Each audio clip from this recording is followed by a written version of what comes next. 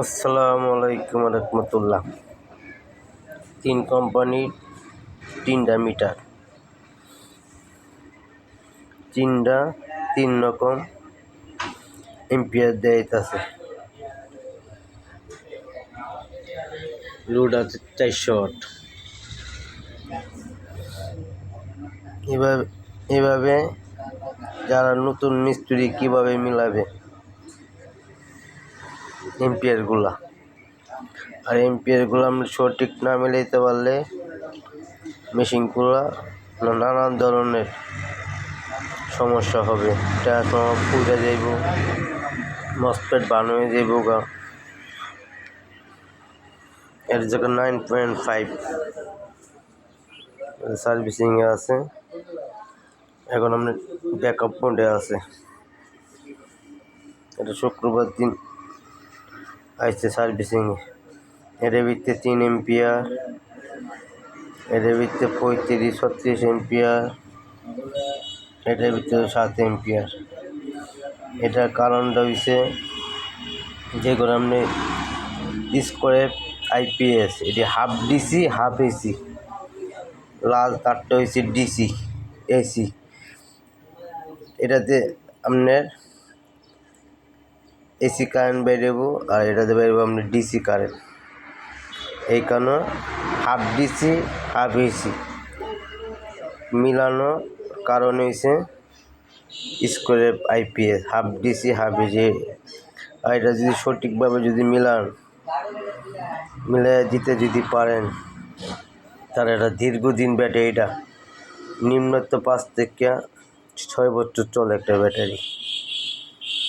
এর উপর আবার চলে না, আমি দেখছি অনেক কটা চালায়া। যেমন এটা চার্জিংটা পরীক্ষা করিব, ব্যাটারিটা হাই করে লো করে। তখন আপনার বেরিতে চার্জিং ভোল্টেজ দেওয়া আছে 200, এই যে বরাবর 200 দেওয়া আছে। আমি নিয়ে গেলাম 175-এ। আমি দেখুন 175-এ আমার চার্জিংটা ঠিক থাকে। আবার সাইন এফ ডিএসপি আবার লো ভোল্টেজ হলে আপনার চার্জিংয়ে কাজ আবার করবো না ঠিক মতন।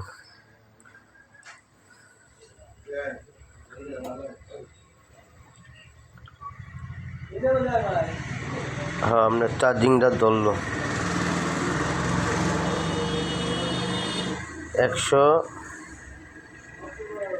175-এ আছে কারেন্টের ভোল্টেজ।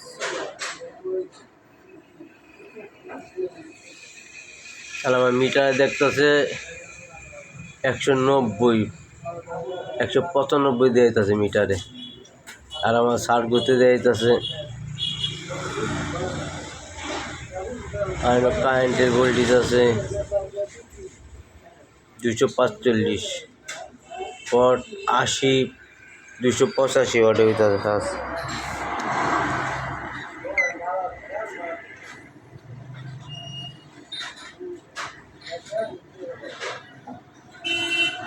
মানে এটা আপনার লো ভোল্টেজ হইলো চার্জিং অ্যাকুরেট কাজ করব।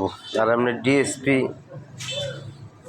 সাইন এফ এটা আপনার টেবিন 230 পর্যন্ত।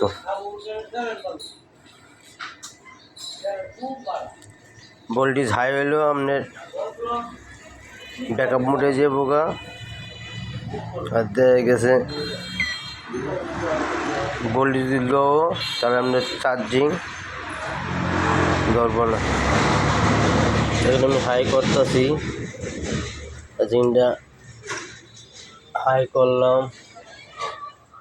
বা এই যে 280 ভোল্ট আছে আউটপুট।